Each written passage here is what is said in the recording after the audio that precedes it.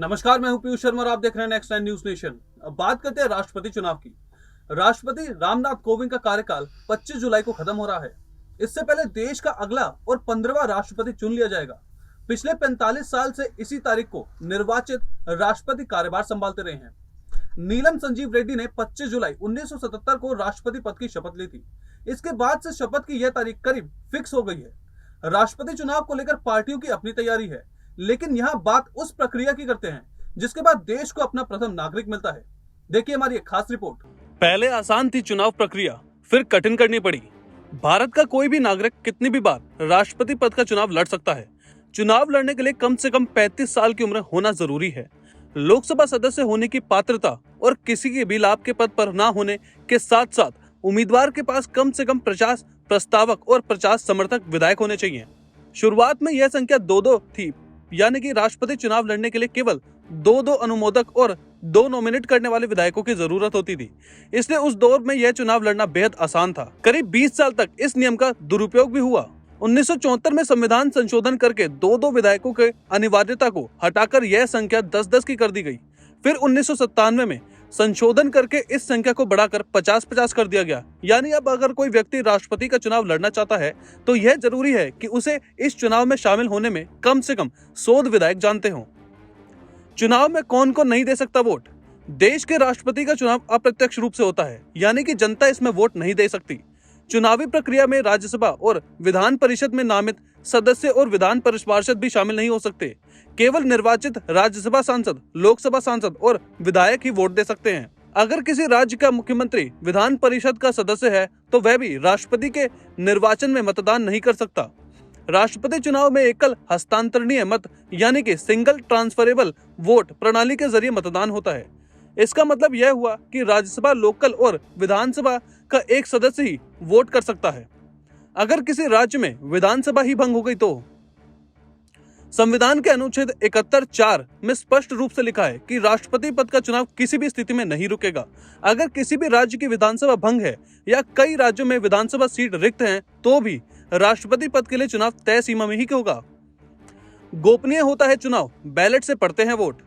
देश के सर्वोच्च नागरिक का चुनाव आम चुनावों की तरह गोपनीय तरीके से ही होता है। राष्ट्रपति चुनाव में ईवीएम तो नहीं, लेकिन बैलेट पेपर का इस्तेमाल होता है। गोपनीय मतदान का मतलब निर्वाचन अपना वोट किसी को नहीं दिखा सकते। अगर वे ऐसा करते हैं तो उनका वोट रद्द हो जाएगा। इसके अलावा अगर किसी राजनीतिक दल को यह पता चल जाए कि उसका कोई सदस्य पार्टी की इच्छा के विरुद्ध वोट कर रहा है तो दल अपने सदस्य के खिलाफ वीएचपी जारी कर सकते हैं।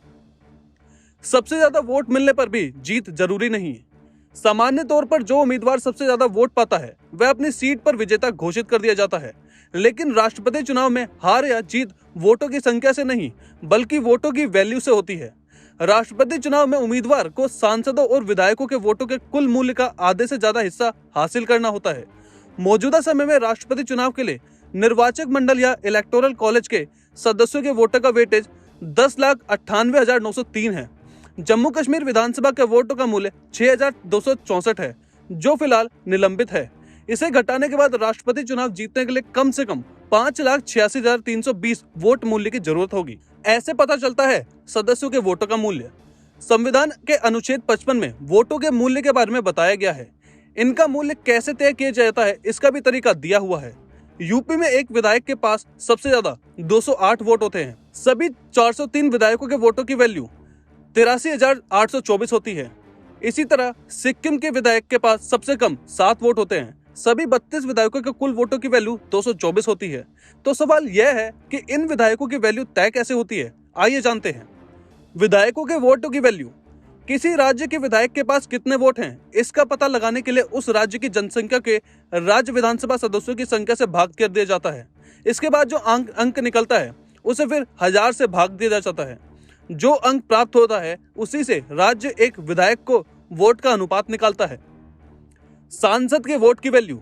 सांसदों के मतों का मूल्य जानना थोड़ा आसान है। देश के सभी विधायकों के वोटों का जो मूल्य आएगा उसे लोकसभा और राज्यसभा सांसदों की कुल संख्या से भाग दिया जाता है। फिर जो अंक हासिल होता है वही एक सांसद के वोटों का मूल्य होता है। अगर इस तरह भाग देने पर शेष 0.5 से ज्यादा बचता है तो वेटेज 1 का इजाफा हो जाता है।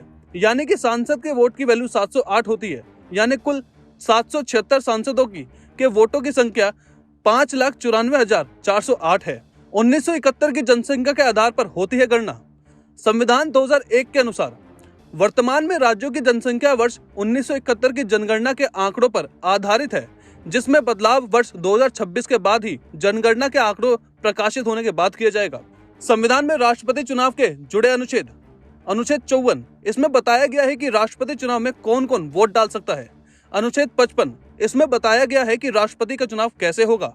अनुच्छेद 56, इसमें बताया गया है कि राष्ट्रपति 5 साल तक इस पद पर रह सकता है। अनुच्छेद 57, इसमें बताया गया है कि कोई व्यक्ति कितनी भी बार राष्ट्रपति चुनाव लड़ सकता है। अनुच्छेद 58, इसमें बताया गया है कि राष्ट्रपति निर्वाचित होने के लिए क्या अहर्ताएं होती है। अनुच्छेद 62, इसमें बताया गया है कि राष्ट्रपति पद रिक्त होने पर 6 महीने में यह पद भरा जाना चाहिए। अनुच्छेद 71, इसमें बताया गया है कि राष्ट्रपति चुनाव में अगर कोई विवाद होता है तो समाधान सुप्रीम कोर्ट करेगा। फिलहाल इस खबर में इतना ही। आप देखते रहिए नेक्स्ट 9 न्यूज नेशन।